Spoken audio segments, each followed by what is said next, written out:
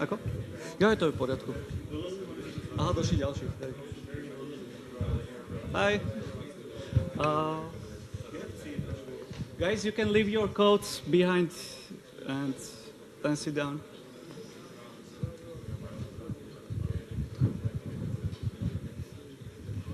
Tak ja ešte chvíľku počkám, keď mám zase... OK.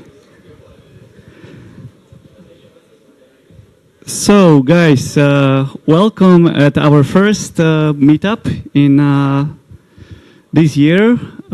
This year we decided to go to Sygic because we would like to basically provide you through different places, through different companies here in Bratislava, and just show you how does it feel like to be a part of some company, what can the company offer, and how people working in this company basically work in the team, what are their best practices.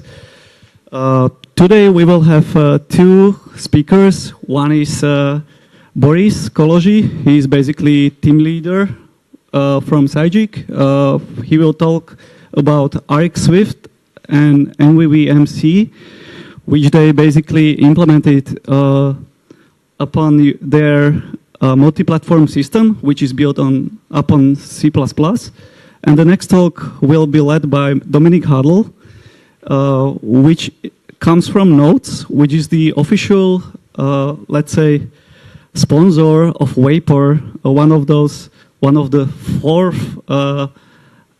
frameworks that are basically implement or trying to push us towards server-side Swift. Well, if you are still not on our Slack for Slovak and Czech community, please join us at slackspotty.sk, where you will basically just enter your email and we will directly respond you with invitation to our Slack.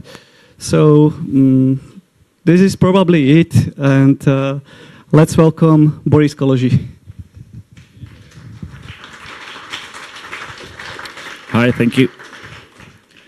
So hi. I'm glad so many of you showed up here today. Very good start. Well, basically, most of you probably don't know me.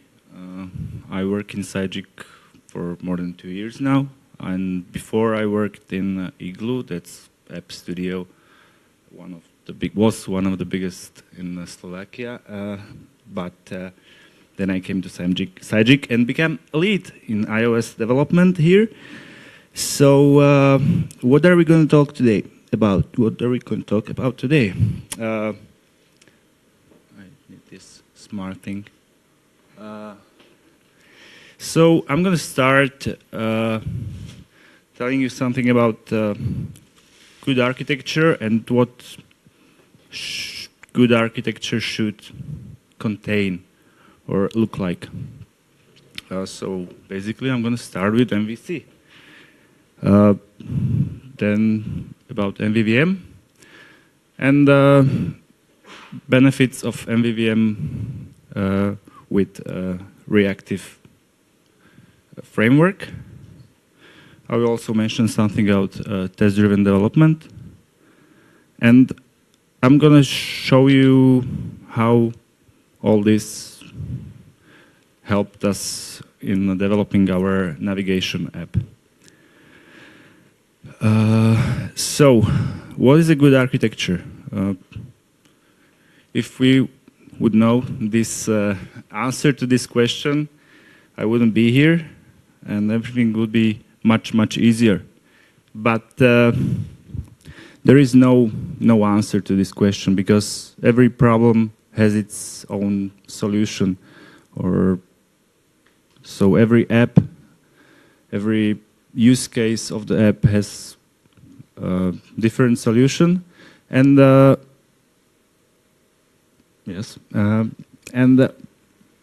you should always think about it before you start developing which architecture is going to be the best for this. Also, time when you develop an app that's going to take you for the development is going to take you about 2 months. Then you don't implement some huge architecture that would take just 2 months to write some abstract methods and something. Good architecture should be clean and flexible. How you write it, or every architecture can follow these principles, but it's very easy to somehow fuck it up.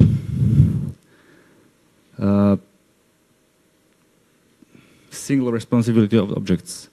That's huge thing, and you should be very careful about what methods, what functionality, where you put it. Good architecture should be easily adaptable, so it's not going to take you a month just to understand what you're writing. Also, everyone that's going to write the app should know or should understand it correctly.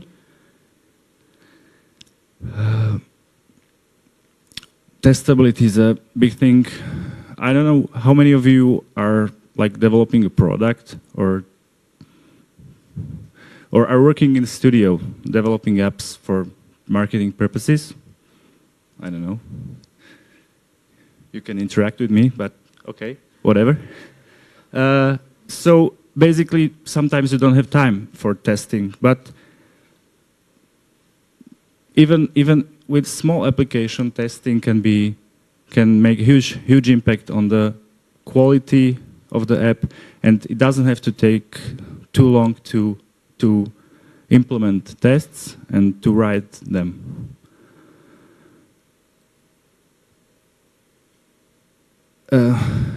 Appropriate abstraction. What I mean by this, and probably Fufu knows, they left a legacy code, or when I came to Sygic, the code, there was like 100 classes that were prefixed with base. That was fun, because base class did like maybe in 2 years, maybe at the start it was a base class, but after 2 years, the base class did pretty much everything, and it wasn't base class anymore. So there was maybe another class that inherited from the base class, and another class that inherited from base class, and no one understood what was happening there.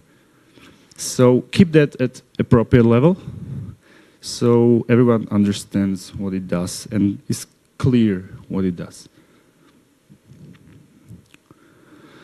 Okay,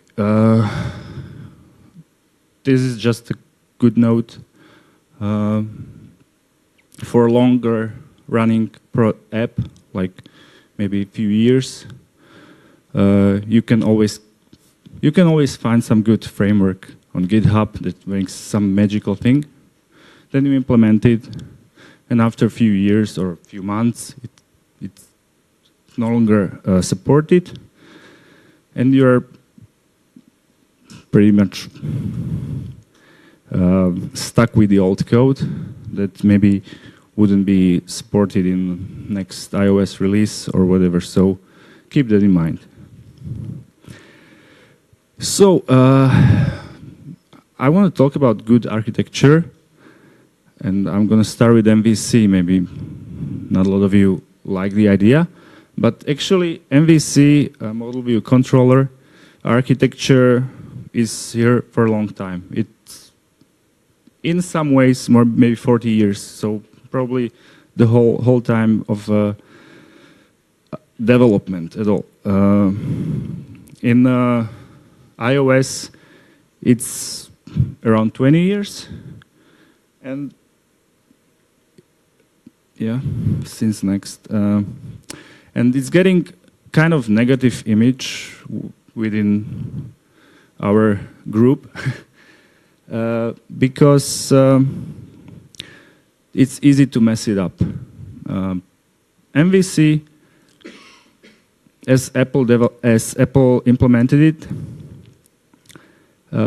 kinda isn't MVC, because well, it is, but the view and the controller is very tied together, and that makes it not very good. So you don't have a clear role of objects. After time, controller usually gets very big. Yeah, that's what I mentioned. Controller gets massive, so it's a massive view controller, as a lot of you probably knows the name. But that's also basically maybe our fault. It's not the architecture, but let's look at the architecture. Yeah, we have a view which sends action to controller. Controller should then do some action or change the model. In response to that, model notifies controller, and controller sets up its view. But in reality, when you start developing in iOS, you are thrown in MVC. That's what you get. And if you are new to programming or new to iOS, you will somehow go through developing in MVC, and you will get habits that doesn't maybe follow the MVC architecture, and it becomes massive view controller, because everything you have, you put in view controller. So you put all the setup of UI into controller, you put all the delegates into controller, data sources, and whatever.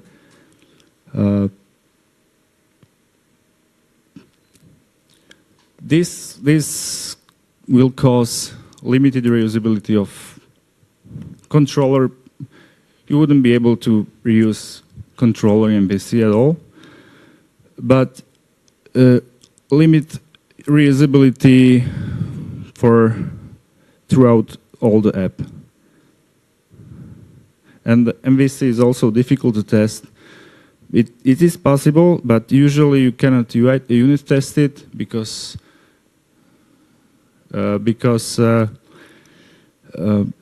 of the tight connection between UI and the controller.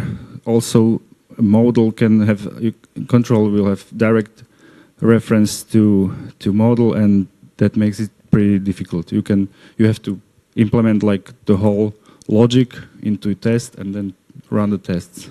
So you do double work. So where to go from MVC? We can start with MVVM, which should be improvement over MVC. MVVM as model view model is an architecture where you abstract the transformation of model, the logic that transforms the data from model to view into a specific object called view model, and therefore you make it clearer what's happening there. When you also, the view model creates an interface that is specific to the view, and however, it's not connected to the view. Dependency injection is also one big thing in MVVM, because this allows you to reuse components, and also makes it much more flexible and easier to use. Also, testability in MVVM is better because you are able to directly test each view model. What you lose is maybe ability to test view part of the app, but that can be done using some UI tests or testers. So let's look at the MVVM architecture. It's pretty same to the MVC. However, there's the view model part because in MVVM wasn't designed for iOS. iOS has its controllers which you cannot avoid. So basically what in general this architecture looks like in iOS is that view and view controller are considered part of UI. So they are together, and you can consider it UI. Then you have view model and view model and model. The logic works. Yeah. Yeah. Okay. Sorry.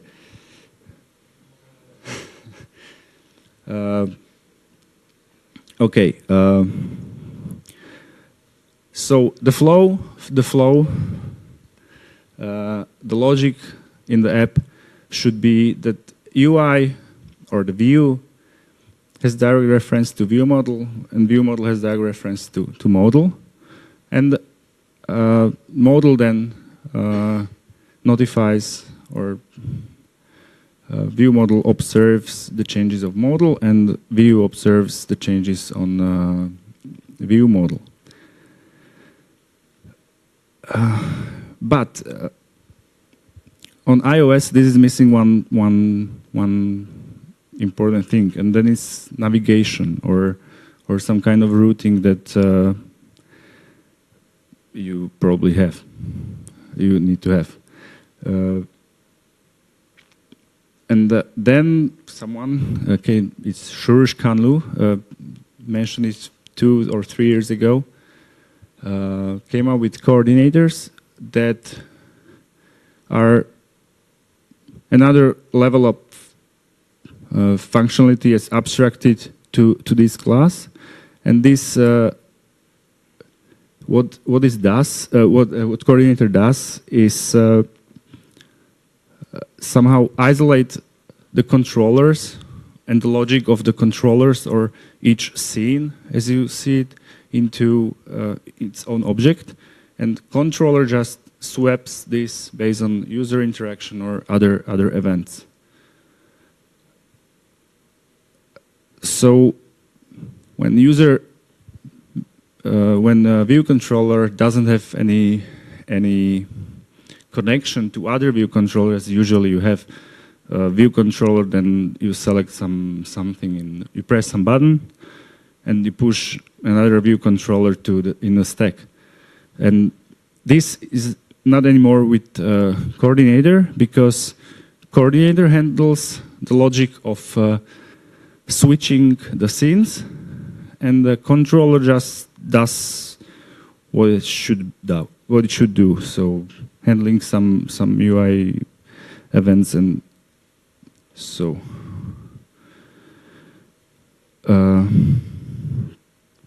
also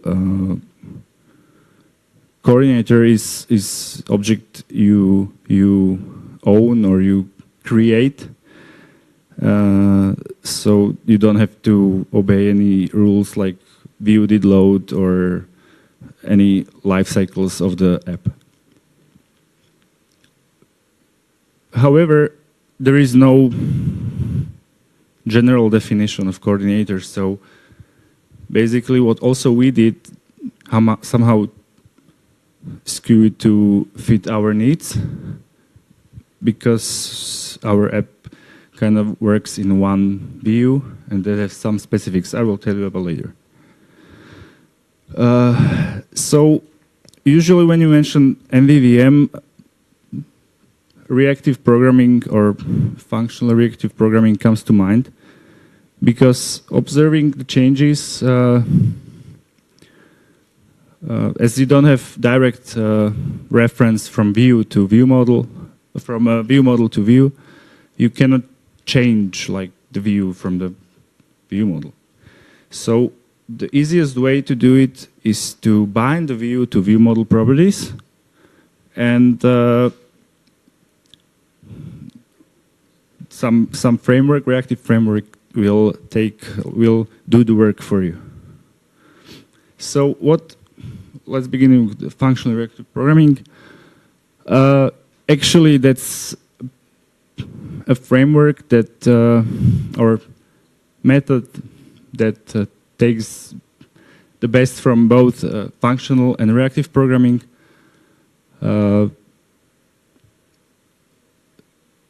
Data flow as a stream means that when you have it works on observables, operators, and maybe schedulers, but I'm not going to mention that today.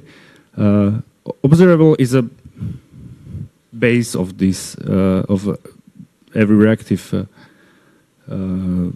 framework, and you always handle it like a stream. It's not a single event that happens only once. It's a stream of events that happens over time, and maybe sometimes fail or end.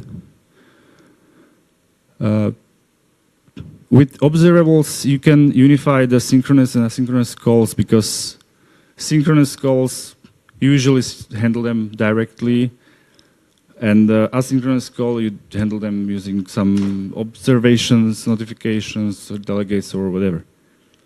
But with reactive programming, you can unify that and don't worry about if it's asynchronous or synchronous. It's getting very popular lately, so whenever you come somewhere, you can talk about Rx, like about coin or about blockchain or Bitcoin. So it's like similar buzzword, and it's multi-platform, I have to say, because it's supported in Java, Rx, in Swift, or it came from Microsoft, so also in Microsoft. They started creating these extensions for. They started maybe with Reactive Cocoa, RxSwift in 2012. So RxSwift is one of those frameworks. We also adopted RxSwift, but there are also some other frameworks that you can use. What are the drawbacks? Well, when you look at it, at first time it looks very, very difficult, or you don't understand what is happening there. So find good resources to learn learn first. There is this RxSwift book is very good. If you get further down the Rx way, then there is Rx Marbles, which describes what operators in Rx do. There is also Rx Cocoa. That's another framework that enables or has extensions for basic Cocoa components and makes them reactive. So why choose Rx? In iOS, you can have a lot of ways to observe, notify, or change the context or whatever, but that can become a huge mess. So RxSwift can unify all this in observables. there can be finite or infinite observables. Look at this example. We can have observable of UI device orientation. And this is kind of simple usage. Imagine we have this orientation observable. You subscribe to it, and then on every change of the observable, so on every change of the orientation, you will get a call, or in the subscription you will get the orientation, and then you can handle whatever you want and do whatever you want. Other thing in reactive programming is operators. This is a huge thing because you can change them and modify all the observables to what you need. So, for example, this is the same orientation observable. You can filter out only landscape or not landscape. Yeah. So you will get only portrait orientations next, and then you can map it to some string and then show the string in alert. If you would have to handle it in delegates, it would be four methods, and you have to wouldn't be. This is much clearer after you understand what Rx or how Rx works.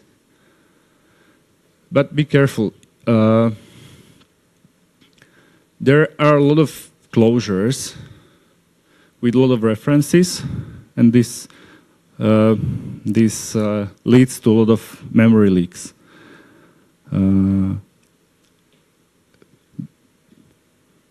Also, yeah, the subscriptions, as you have seen the subscription in the code, you can subscribe for the whole app lifetime, so there can be subscriptions living the whole time the app is running, and this can lead to a lot of memory management related problems. So every subscription should be deallocated. This goes back. I will show you later how it works or how you use it. But it's your friend. Probably most of the subscription you have to dispose. Also, references, you should always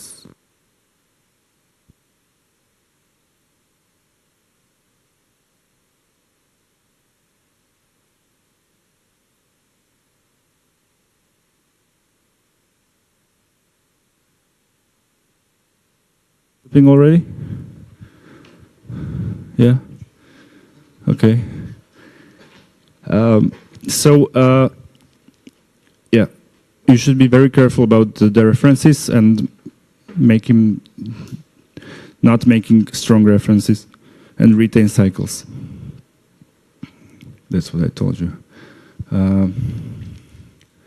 So basically how MVVM and Rx works together is that view, also view controller, that's part of view, binds to observable properties in view model. Then view models updates.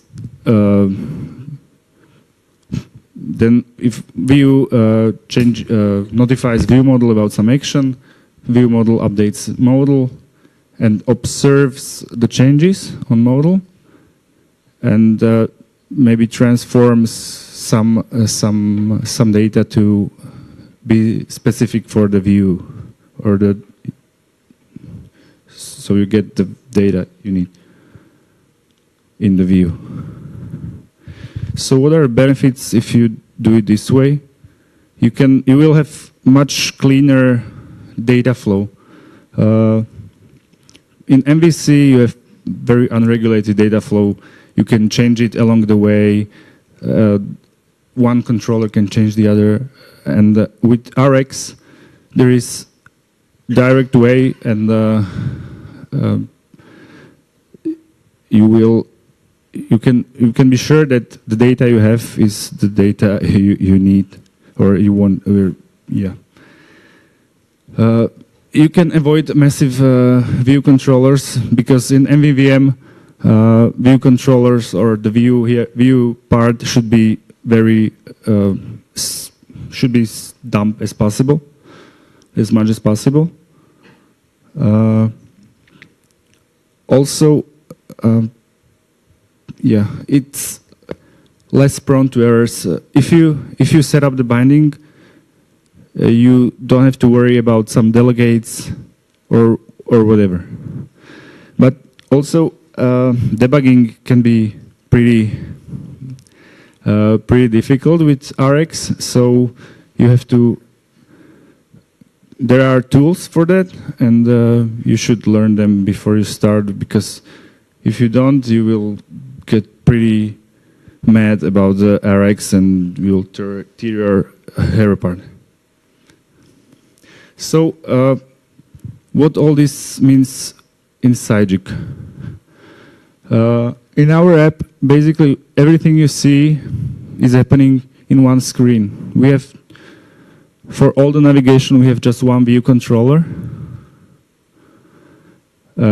Every view has its own life, own view model, and it's all based on map SDK that we consider our model. I think that's even better for MVVM, or the MVVM is even better for this type of app, because we can separate every part of the app, like the, I don't know, signpost, the thing on the top of the screen, has its own view, has its own view model, and binds to some, observes the changes on model or the map SDK. So it's following clear MVVM pattern. But we have some custom navigation. Therefore, we're trying to implement coordinators, which in our case use some are used as some coordinators of what's happening, and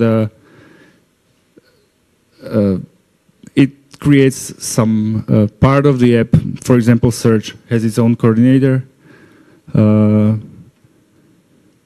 and it coordinates maybe switching from search results to showing some result in the app over the map.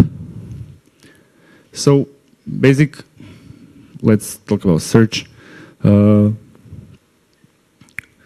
This is basically the interface of our search view model.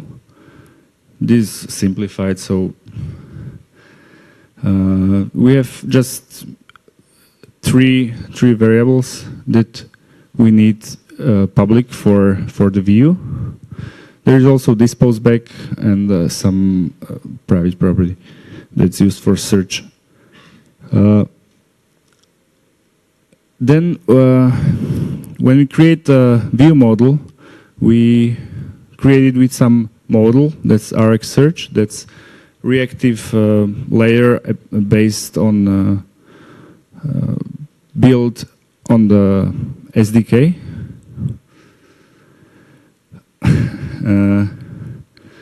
And here you can see some good examples of reactive programming. So what we have here is search text. As you've seen, it's this variable. We are subscribing to search text that, but we maybe don't want to search every time user writes some letter. We just want it to happen every half second. We observe it on a background thread, so this can take a lot of time, and we don't want to freeze our main thread and UI. And it's observed only if after the change, after half a second, the inputs changed. So if it's the same, we don't need to search again.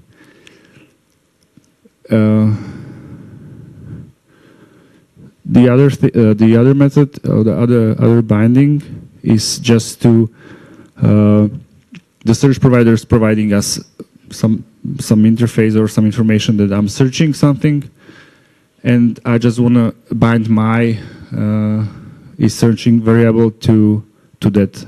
This synchronizes the models is searching method searching variable to mine, and it's keeping the state on both the same.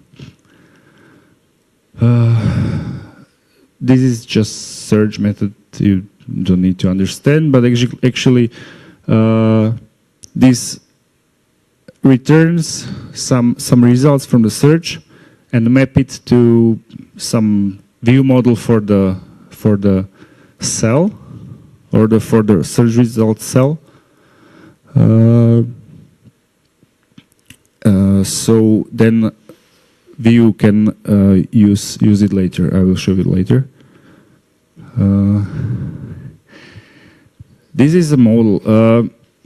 Usually when you start with Rx, you have some SDKs or some frameworks that don't have reactive extensions.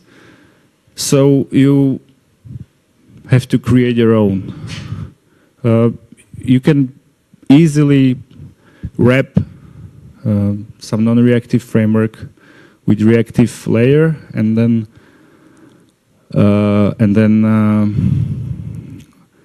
start using it the reactive way.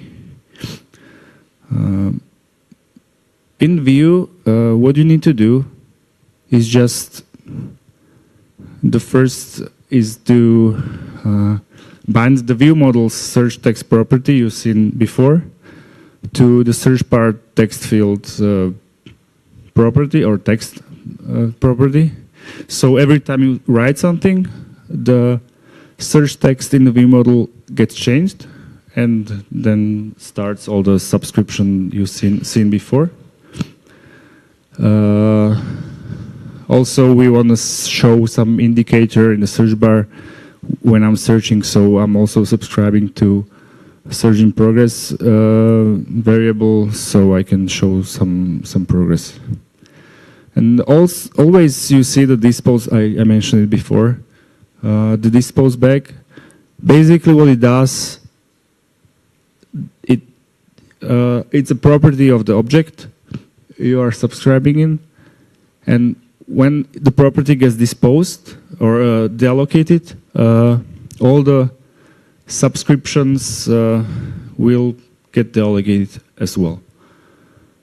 This helps to avoid memory leaks. And in the white part, you can see simple binding of that's like a data source for a cell. It's simple, but usually you are happy with that, and you can create a table or fill a table with just 4 lines.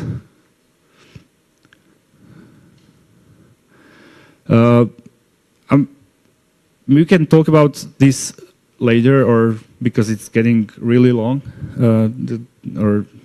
it's really long now.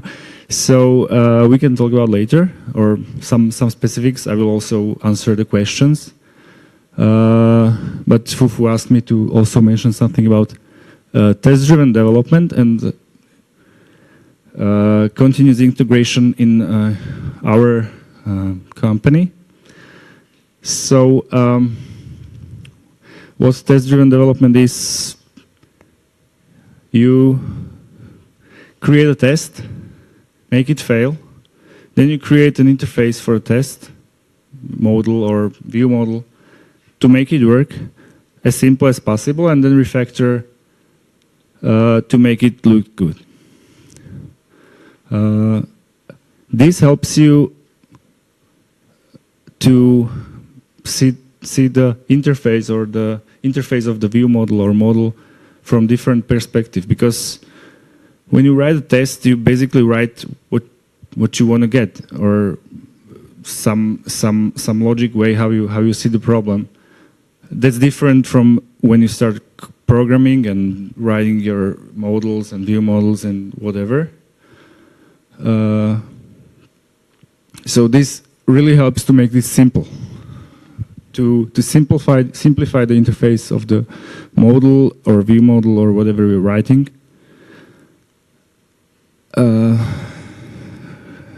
Yeah. So follow. I have to admit we are not following test-driven development now, but I hope we will start with it at some time, because it needs some time to implement the whole logic of how to do our job, and we are on tight schedule as always. So, but it has its upsides and improvements, and it can bring you a lot of positives in your work. Okay, so I will probably not talk about this. And to wrap up, I'm sorry it took 40 minutes, but this is a huge topic, and I would really like to talk to you after the presentations. If you have some other questions than that, I will answer those in a few seconds. So, what did I talk today about? How to find your architecture that suits your needs, because there are a lot of architectures. There is even this website that helps you to find the best architecture you need. So it can be like view helper router functional, or store interactor router singleton, or router functional entity controller. You can come with any architecture you want. The main thing to choose the best architecture is to understand it clearly, to have like single purpose of each object, to be clear to every team member that works on the app, because even with MVVM and our app, we had a lot of misunderstandings within our team, and that leads to maybe not following the architecture and even bigger mess and problems. So make sure everyone knows what you're doing and how are you doing. Try specifically in MVVM, the UI is dumb, so don't put any logic in there. And in general, write your code as simple as possible. Follow Key's principle, keep it simple, stupid simple. And probably you will find and you will prosper. Thank you. You have any questions now? I saw you have a lot of questions there. There are 17 questions. So maybe we can somehow go through them. And I'm sorry there is no beer, but we are alcohol-free company. There has never been no alcohol here. Isn't it risky to depend so much on an Rx framework? It is. That was our concern in the beginning, but we are sure that in like a year or few years coming, it's gonna be, well, we cannot be sure, but we hope, and with some great support of the framework, it will still be here for few years, and that's probably that's enough for us, because the app we had before was like 3 or 4 years max, and we have to redo it because of some architectural problems. And also we created a new SDK now, so that was a great moment to start a new app. How many iOS developers do work at Sygic? Currently, in our office, it's around, we have 2 offices. Here in Bratislava, it's around 10 or 12. And in Brno, I don't know, I'm not sure. Okay, that's exactly 2. So 14, around 14. Can you give us an example of view control that you reuse? We actually are not reusing, we have only one view controller in our app, or maybe few, but those are very specific to its use. So we don't reuse view controllers, but you can. Why is there so many Sygic apps on App Store? That's also my question, but you see these spaces, they are very nice, huge, the views are great, and someone has to pay for it. So yeah, that's probably the reason. But we are forced now by Apple to reduce that, and hopefully we'll get to fewer soon. Are you guessing me? No, I haven't seen view model that's longer than maybe a few hundred lines. Well, that's getting massive, but but that's only some specifics, and we are still refactoring because we are creating the new app. We have a lot of feature requests, and we don't always have time to implement it the best way on first time. So we are working on that, still refactoring, and try to keep it simple. Boris, I would stop you right now because we need to move on to Sure, next speaker. sure. Please give applause to Boris and his presentation. And so, Boris, really thank you for all the responses. If you have more questions to Boris, just ask me reach him directly. after, and you can talk till, I don't know, midnight or whatever. But Yeah. so the next speaker here is Dominik Hádl, and he came here from Prague. So give him also applause. And Dominik, you can then. Well, Dominik will set up his stuff. We really like that. Even though I didn't provide you information, that there is a Slido and you can actually ask the speakers what you are interested in. Please keep doing that, and hopefully there will be some really interesting ones. There already been, and apart from that, I would like to tell that if you are hungry or whatnot, there's still something to eat and to drink. So if you need some moment to go to toilet or so, just let us know and we can wait a minute for you.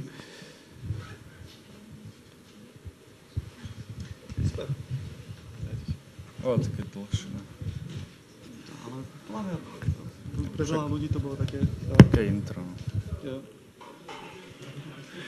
Sorry guys, I also have some instructions from our manager, or from my manager. No, you see these spaces, seen what we do. So maybe if you're not completely satisfied with your current jobs or whatever, we are always open to new force in our team. Thank you.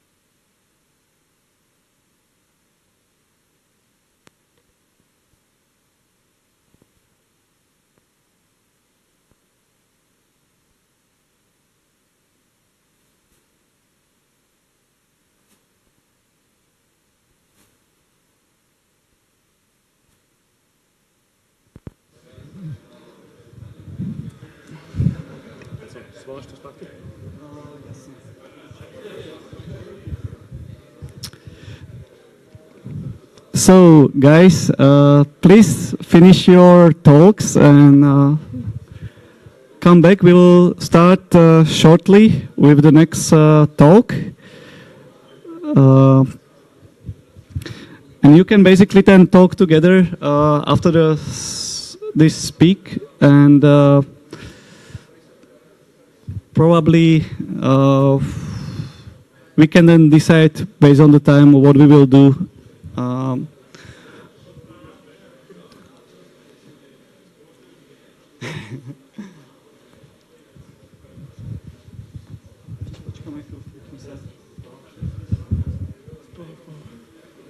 Nech dofinišuju, v pohode, hento. Funguje. Paradička. So, let's welcome the next speaker here. It's Dominik Hádl, and hopefully he will show us something what you haven't seen yet. It will be something about the Vapor from server-side Swift. So, let's welcome Dominik. Thank you.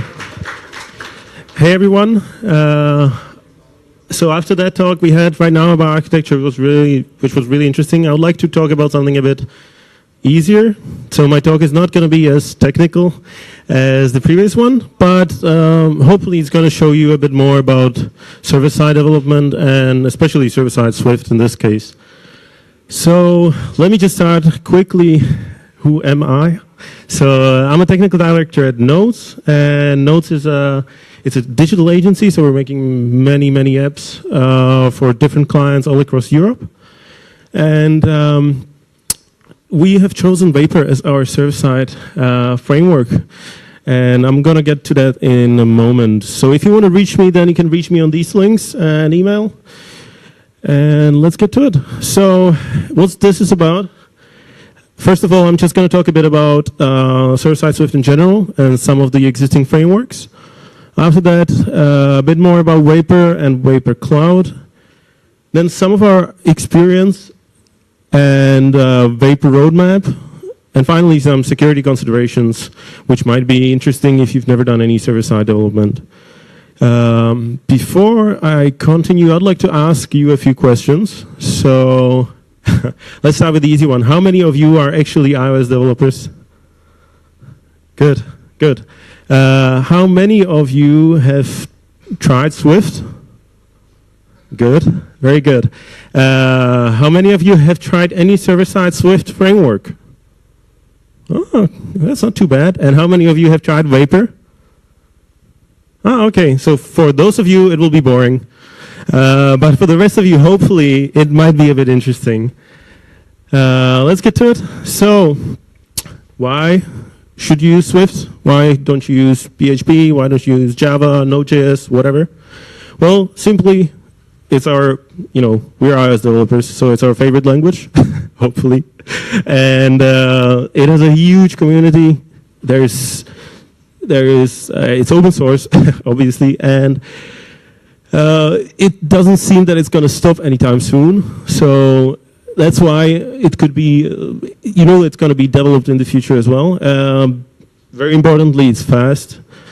Right now, if you compare the current speeds of the server-side Swift frameworks, it actually beats about 65–70% of different languages on the server. There's a few that always win, unfortunately, but maybe in the end we'll see Swift there in the top as well. It's safe. It's way harder with Swift to shoot yourself in the foot because of all the type safety and other mechanisms in the language. And it has an easier learning curve for beginners, which I think is a major thing. Many of the other languages and frameworks are not so easy to learn. With Swift and all the playgrounds and tutorials and books and so many other things, I think even beginners and people who never really did any programming won't have so much trouble starting to learn Swift. And last one, which is pretty cool, and it's kind of what we're trying to achieve with this as well, is isomorphic development. So basically what this means is that we can optimize, we can reduce the amount of time we need to develop an API, for example, and an app, because we can share some of the code in between those two. If it's your models, if it's some of the logic or anything else, the point is that we would like to try and share some of this. And also allocation optimization. So this way, our iOS developers can easily switch onto the server-side and Vapor development, and the other way around, with some minor things. You know, the iOS SDK has a lot of quirks and issues, but but it should not be that difficult. So there's 4 major frameworks. There's many others, obviously, but they're not very popular. So I'm just going to mention these. First, Kitura. So Kitura is a framework from IBM, and it's very much tied to their IBM Blue Mix, I think it's called, platform. And it's not meant to compete with any of the other frameworks. It's made for their own use, and they're actually very much active in all the other frameworks as well, and they try to kind of help each other. But it is a very popular framework as well. We have Vapor, which I'm going to talk a lot about in a second. But what is important to say, well, I'm just going to keep it for later. We have Perfect. Perfect was, until recently, the most popular framework for server-side Swift, which it isn't anymore. And Perfect is probably the most complex solution of all the frameworks. It provides the biggest set of features. But it also is very difficult, or compared to the other ones at least, way more difficult to get started with. And there's some kind of a maintenance overhead as well with it. Lastly, there's Zero, I think it's pronounced. And this one has kind of lost the battle recently. So I'm not going to talk too much about it, but it's the simplest one, and it's inspired by Go. So they kind of took some of the approaches, and it was actually pretty fast. For some time, actually faster than the others, but since it only had the basic features, it never really made it far. So platforms and tools, it's kind of important before we start with Swift on the server. Obviously, if you want to make a server that is kind of working, you probably use Linux. I don't know if you run your service on macOS. I wouldn't probably recommend that. But so you'll have to use that if you haven't. For that, obviously, you can use virtual machines. Any kind of solution pretty much works, whatever floats your boat. And you still need some web servers. This applies especially for Vapor. So you need some Apache or Nginx or something to forward all the traffic to your Vapor backend or API. Databases. So there's lots of types, as you probably know, and that's kind of sad. So having to deal with all of them, especially because the different projects require different databases depending on the usage, is kind of a pain. And that's also where Vapor kind of shines, and I'm going to show that a bit later on. Designing them can be difficult. I guess some of you probably design core data databases, for example, but designing your protection databases for huge APIs or backends or whatever can be very difficult, because you have to think about, you have to future-proof a lot of stuff, and doing seeding migrations and some complex queries can be very difficult and different from if you're coming from a purely iOS environment, for example. And last thing, I think, is Swift Package Manager, which I don't know how many of you use it, but it's a very, it's the only choice kind of on Linux right now, and it's very incomplete, and it breaks a lot, and misses a lot of features. So, for example, you can't even use it for iOS still, I think, which is kind of annoying. Now this is kind of a fun page. I like to visit this very often now, but it's called Server-Side Swift Racing, and it just measures the amount of stars on GitHub the frameworks get, and where you can see each day how many they get and how many they have in total.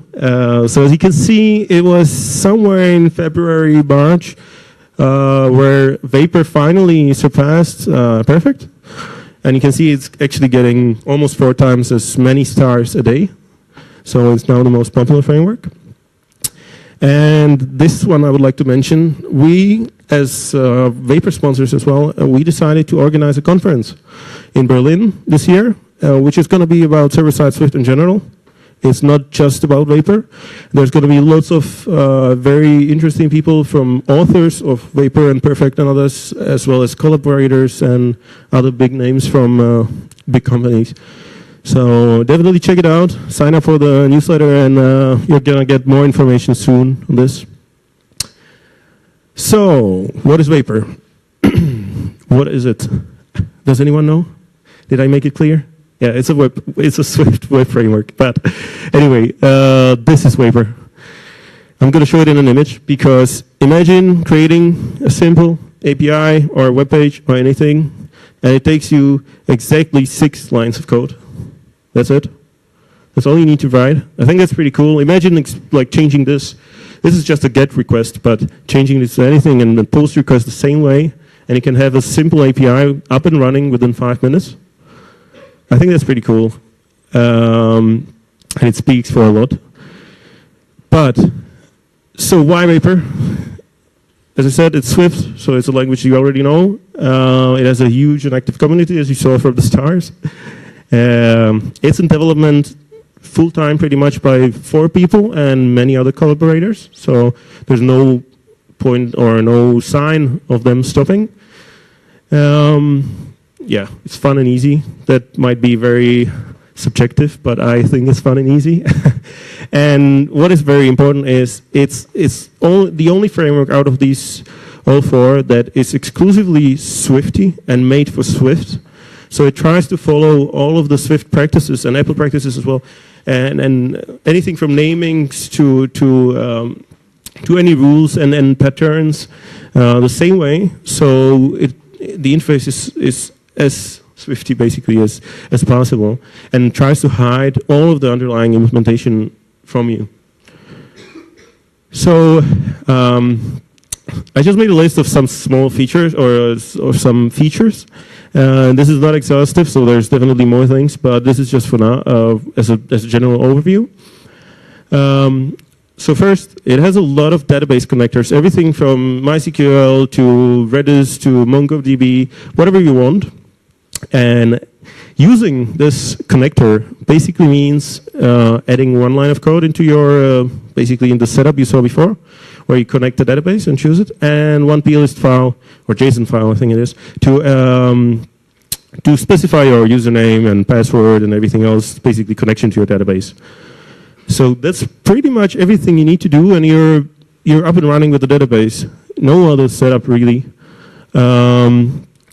With that, they have a custom ORM, which is called Fluent, and is meant exactly for this, where you, for what I said before, where you hide away all the underlying implementation, so you don't have to you basically don't care about what database are you using, because if you combine these two, you can easily switch the database if you wish to with just that 1 line of code and a JSON file, and suddenly you came from MySQL to Redis or something else.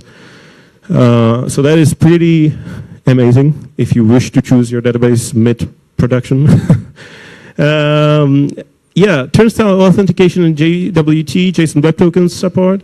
So out of the box, turnstile is implemented in Vapor, which means it provides you with sessions, it provides you with cookies and some other things. So all your authentication is pretty much solved out of the box, with just some minor additions that you need to do. It has a custom templating language, Leaf. So again, the reason why they actually started with a different one called Mustache, but the reason why they created Leaf is, again, that it's created directly by Vapor for Vapor, and that means that they are able to use all of the underlying features and be as efficient as possible with it. While also it provides some more type safety and other compile time improvements. Middlewares, that kind of works together with the authentication as well. So middleware is again kind of like a filter, if you wish. that you attach. So when you get a request, then there's a middleware. It can be attached in the beginning or at the end, depending on what you want. And for example, authentication middleware, you would attach at the beginning. So every request that goes to your server or API will go first through the middleware. So authentication will verify that the session is valid and your credentials are valid or anything else you wish. And then it will either reject or allow or do something else. So it provides lots of middlewares out of the box as well for error handling, for CORS, which is cross-origin resource sharing, and other features. It has its own crypto framework where you can, which provides you with all the crypto functions for hashing passwords or doing anything else. This is really interesting, I think, as well, because it has SMTP and APN as support, so you can send push notifications almost out of the box with it, and it has an amazing command line tool. So all of the stuff that I showed before with the 6 lines of code and all that. So basically, you just write one command, Vapor new, and the project name, and everything is created. So you don't have to do anything else, as well as in connection with Vapor Cloud, which I'm going to get to in a second. Last thing, it has a documentation which is now pretty up to date, and they're trying to keep it updated and keep it that way all the time. And I think they're actually doing a great job at it. So, Vapor Cloud. How does that tie and to Vapor, and what is it? So Vapor Cloud, think about it as Heroku, but simpler and made for Vapor. Which again means that as I said before, you create a new project, Vapor new hello, and you open your project, and you do deploy with one command, again with the same command line tool, and that's it. Your API or everything is up and running. Your containers are created. The replicas are updated depending on how many you have, and everything is deployed and pushed, and you can access your API. Best thing about this is they have a very simple pricing model with a free tier as well, so you can just experiment. You can try it, and you can have a fully hosted and available API, deployment, which provides you with all the features that you would usually have to do yourselves, everything from supervisors that restart your process if it gets killed, to monitoring, to lots of other things. You can check it out on vapor.cloud. Yes, and so our experience, just going to check the time, yeah. So our experience and Vapor roadmap. So one more thing, I actually wanted to do a live coding demo here and show you how to actually work with Vapor, but there is a simple reason why I didn't, because Apple is slow, and I was hoping that they would release a new Swift version by now, because Vapor 3 is just getting ready and is in a release candidate version, so I didn't want to show you something in Vapor 2 that will be outdated in a week, but hopefully next time I'm going to show a bit more code. Anyway, so our experience. What do we use it for?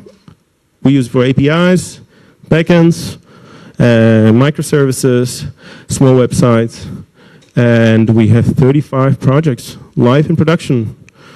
With the biggest one currently handling about, I think it was 500,000 requests a day, which was last year. The biggest one right now is something around 50,000. But we've tested it with different projects with different loads, and it works everything on Vapor Cloud with Vapor, and we have no issues. And actually, we have more stable APIs. We have eliminated lots of issues caused by errors with handling types or handling input or anything else, because we switched from Laravel, from PHP, where Swift provided us with a lot of safety thanks to compile time issues. And it also made it harder for some of our PHP developers when we tried to make them switch to Swift and Vapor, because it's an entirely different way of looking at things. Suddenly you have an actual process. You can pull connections to the database. You can do asynchronous stuff easier. Imagine switching from just PHP. All of these things are kind of a big change. That might not apply in all cases. If you're used to object-oriented languages, then it might be easier. But For our developers, it took some time.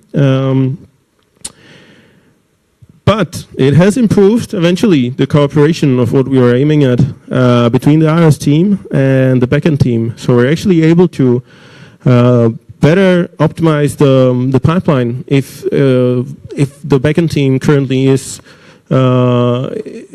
too busy, we can easily have some of the iOS team members help out. And also, if they wish, they can even fix bugs in the APIs themselves. And yeah, so that is actually a really nice thing. And the final goal is the isomorphic development, which is the code reuse or sharing between those platforms. And we're not there yet. Partially also because of the way Vapor and Swift is built. But it is something we're still looking into and we're trying to achieve. Would we do this again? Would we do a switch like this? Definitely. It definitely proved us or saved us so much time and trouble with our previous APIs. Not that they wouldn't be good, but Swift provided us with a lot of safety, and it just made also the interactions with the teams a lot easier. Vapor roadmap. So that's the reason why I didn't show any code. It is supposed to be released now. Apple should have released Swift by now, but it seems that they are not really doing it yet. So maybe they actually did at the conference. I haven't seen the keynote today, so maybe they already did. But they rewrote it from ground up actually to be non-blocking async because, you know, it's better, futures, promises, all that. And it's running on the Swift and I/O, the Apple framework, which provides all of the low-level asynchronous code for all of those frameworks, like not just for Vapor, but it's basically what Vapor achieved with this is that they were able to delete 16,000 lines of code in their code base and change some of it and implement the Swift NIO, which is maintained by Apple, and provides them with some safety in terms of maintenance as well of the framework, and they can be kind of sure that it's going to exist for a long time, and they don't have to maintain as much code because, you know, the more code you maintain, the easier it is to have bugs. And finally, it has performance better than all of the existing Swift frameworks now. By actually about, I just saw the statistics, it was about 35% faster than the closest one. Yeah, and I just quickly wanted to run through some basic security considerations. This is just for people who has never done any backend development here. So all of you have done some backend development. Wow, okay. Then, fair enough. Well, these are some numbers I Googled, so I don't really trust them, but I think they might be right. 74% of small companies got hacked 2016. There's 30,000 websites and backends hacked. I know this because mine got hacked 2 days ago, so this is actually I'm pretty sure this is true. Yeah, DDoSing and stuff, but that's not really important. Main point, make backups. If you're, especially with your databases, don't deploy to production just like, you know, trying out a new function, make your staging environments, do all of that. But since it seems you all did some backend development, I guess you already know this. But validate and sanitize everything. Again, imagine your users are going to be idiots. So don't trust what they're going to input in your apps or any other places. Obviously, encrypt everything from information to connection and data, and install your updates, which is not really necessary if you're using Vapor Cloud. And you can use some third-party tools to protect against DDoS or DOS attacks. And yeah, this is just a basic one. So don't do SQL queries with raw input. Never a good idea. But yeah, let me just wrap up a bit here. So I have some resources which are links. I'm going to share the presentation afterwards. But as I said, the conference where it's going to be about all of the server-side Swift frameworks, Vapor itself. They also have a very good website called Vapor University, which is meant which is filled with videos and text tutorials on how to do stuff with Vapor, for everything from basic APIs to complicated push providers or anything else, and Vapor Cloud, and obviously the GitHub repository. So as the next thing, I have, yes, if you need help, they have a very active Slack community, same as we do. And you can obviously read the documentation, it helps. And submit issues and pull requests. It's always welcome, and they're very active on that, so you can be sure that somebody will actually look at it. And some recommended literature, if you haven't seen those already. So these are very good if you're switching to backend development and you don't know what to do. Yeah. So notes, as I said, we're also looking for colleagues. So if anybody wants to or wishes to or knows someone, even from Android or other roles, please write me an email and we can have a chat or coffee or something. And questions. So I'm gonna go to those, but it can be you can still write some about Vapor, about iOS, and about my personal life if you're interested. Cool. Okay, so Swift is easy for big. Oh, sorry. I can moderate it. Okay, fair. So thank you for the talk, and yeah, if you still have some questions, just put it there. We have enough time for more questions. So the first question: Swift is easy for beginners, but is this server-side Swift a good choice for them too? Like deployment, local development, debug frameworks, changes, third-party libs? Yeah, this is a good question. Well, that kind of depends on what you actually want to do. If you're more focused towards making applications that run on your phone or making some microservices or APIs that communicate with other things. But I wouldn't say server-side Swift, I would say that server-side Swift is the easiest way into server-side development. Obviously, it has some added difficulties along with it, but I think Vapor tries to simplify this so much that it should be almost as easy as if you were developing an iOS app and you click run in Xcode and you get your simulator. So that's kind of what Vapor is trying to achieve with it. So I would say yes if you wish to do server-side. And sometimes it's good to go out of the sandbox, right? Yes, that as well. Okay, the next one is what does Swift NIO mean to Vapor server-side Swift? Yeah, so I already kind of mentioned this. Well, it means that Vapor is able to rely on Apple and their core team handling the low-level networking stuff. And basically, what it meant is that, as I said, they removed 6,000 lines of code, and the only disadvantage is that it made it slightly slower. But with the next versions of Swift, it hopefully will improve a bit. But this is still new, and I haven't really looked deeply into Swift NIO, so I think that's all I can say. Okay. Would you develop a backend for an app used by hundreds of millions of people with Vapor? Yes, we have done that with not hundreds of millions, but a few millions users, and it works completely fine. Actually, as I said, a bit even better. And since Vapor Cloud is so easy to use, it's the maintenance around that is. We actually got rid of our whole operations team. Okay, so how does Vapor or generally server-side Swift scale at big?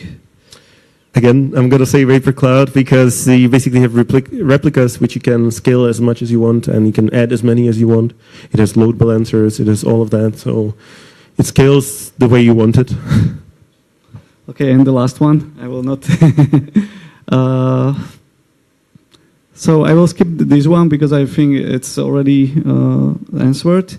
But this one is actually interesting.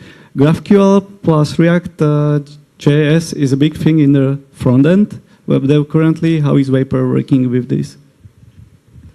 Yeah, so I'm going to admit it, I'm not a front-ender, so I don't honestly know, and I try to avoid writing any CSS or HTML or JS at all, but I think definitely React is something that we're also looking into, so integrating with this, with React will be something that is going to be a part of it. With GraphQL, I can't remember, but I think there were some frameworks that kind of try to build up make a plugin for Vapor to somehow support it, but I'm not sure about this. Okay, cool. That was all for the questions. Please give Thank you. applause to Dominik.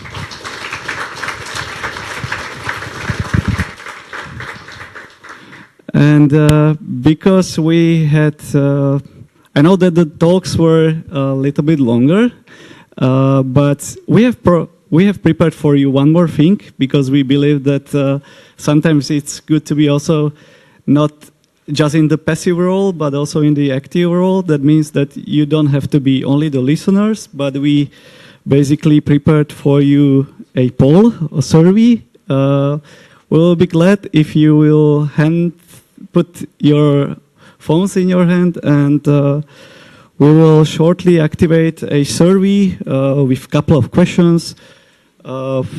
There's basically no real prize for this. It's more about whether you are basically, whether you understood what our today's speakers were talking about, and if there is not such a clarification for you, you can ask them later, again, the same stuff.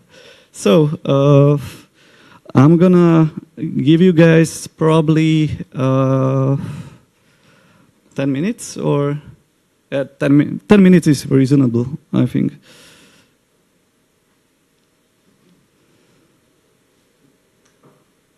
So we can then start.